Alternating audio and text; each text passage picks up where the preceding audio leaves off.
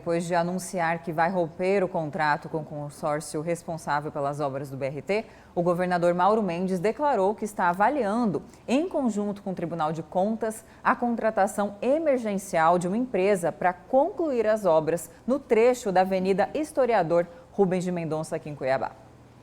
E olha, o espetáculo da política, olha, ele é gigantesco e às vezes debochado. Não é que a Câmara Municipal de Cuiabá acordou para fiscalizar as obras do BRT, mas não dá mais, porque vão romper o contrato com o consórcio. Bom, e é para falar sobre esse tema que está aqui no estúdio do Jornal do Meio-Dia, a engenheira com mestrado em transportes, Juliane Bender, que é professora da Universidade Federal de Mato Grosso.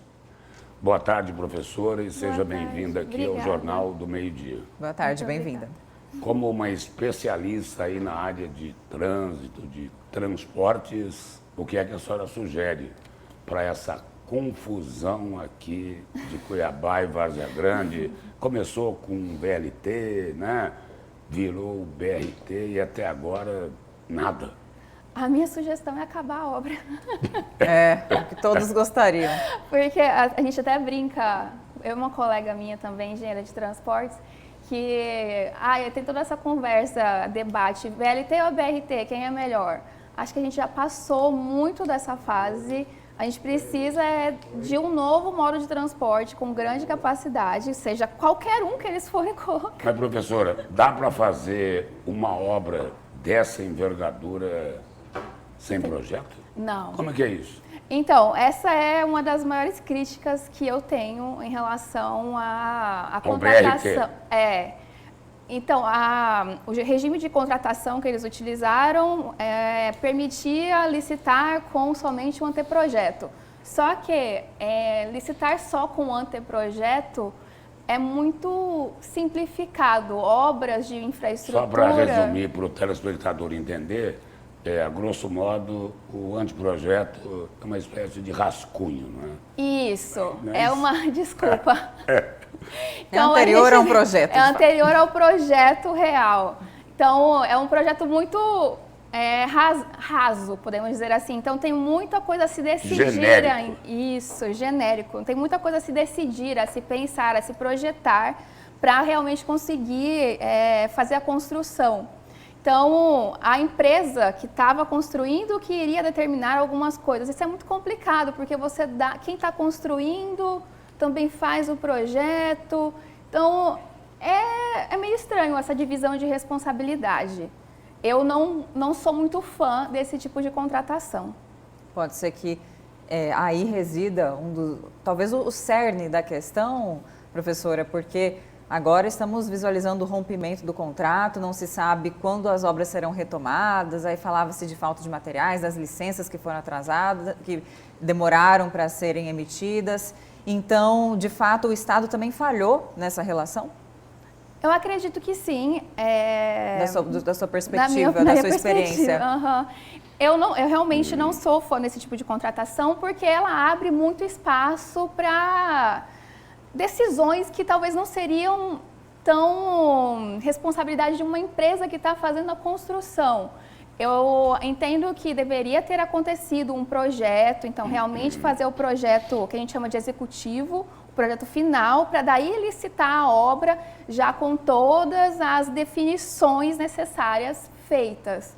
Porque há uma grande diferença entre um projeto básico, um projeto anteprojeto, resumo, de um projeto final. Sim. Muita coisa pode mudar.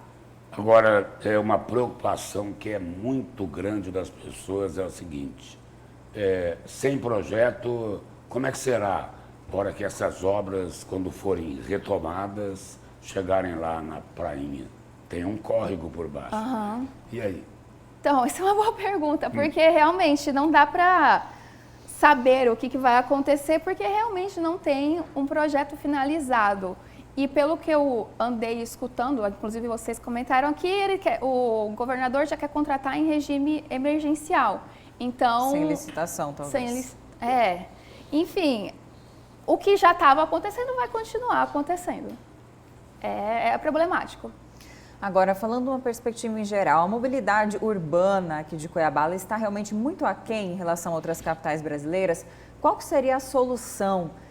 Você comentava antes, né? Qualquer modal talvez serviria. Aí a gente fala de ampliar as avenidas, construir viadutos, trincheiras, enfim. Mas reside nisso a solução desse problema principal? Até pedestres também, isso nem cheguei aos outros atores do trânsito, que mal calçadas temos na capital, né? É um problema, não é, professora?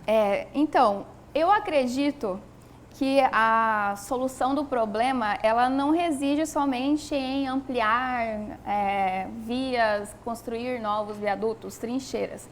Várias cidades do Brasil também enfrentam esse problema de trânsito. O problema nosso é que o desenvolvimento das nossas cidades foi pensado muito para o automóvel. Então, quando você amplia uma via, coloca mais faixas, você está dando espaço para mais carros e ele vai aparecer.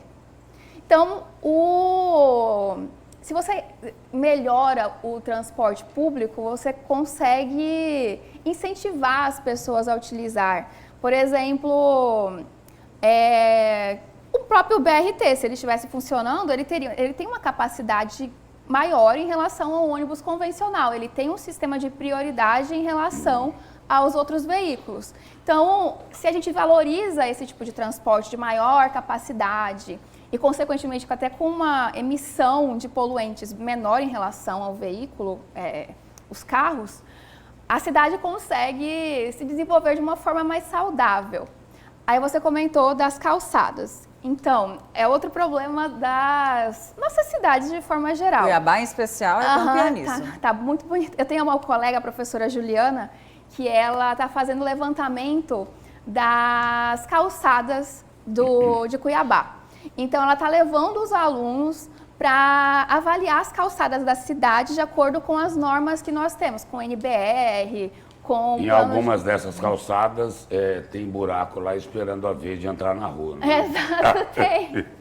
Então, é interessante ver os alunos fazendo esse levantamento e vendo como é problemático, como são horríveis as nossas calçadas, cheias de buraco, pensando em pessoas com deficiência, que utilizam cadeiras de rodas, ou pessoas com mobilidade reduzida, que mal conseguem se deslocar.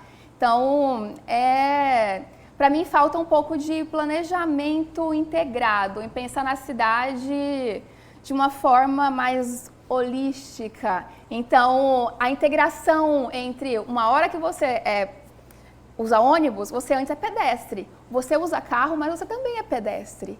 Então, pensar nessa integração entre os modos de transporte. Agora, professora, toda essa confusão que a gente assiste hoje em relação ao modal do transporte coletivo, tudo isso daí foi avisado. A senhora me dizia antes aqui que é discípula do grande mestre, o professor Luiz Miguel de Miranda. Ele é doutor em engenharia.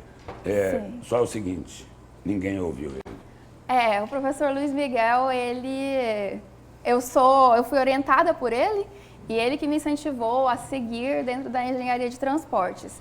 Então, eu lembro muito bem da época do VLT. E ele avisou no caso do VLT, deu conselho também no caso do BRT, mas não adiantou. É complicado, é quase que uma desilusão de nós professores, que a gente está lá na UFMT, a gente tenta se inserir. Quando eu lembro de quantas vezes eu tentei até acesso a pesquisas que esses órgãos de Cuiabá, de mobilidade, do Estado fazem, não disponibilizam. Então, é complicado para nós da academia avisar e ninguém escutar.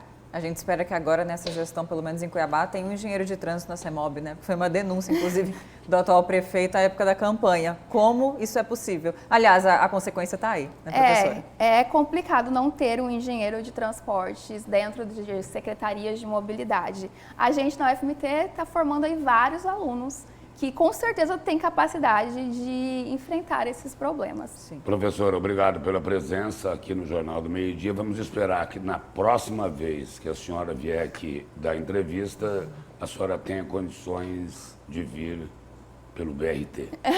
Sim. Obrigado. Obrigada. Obrigada, uma ótima tarde.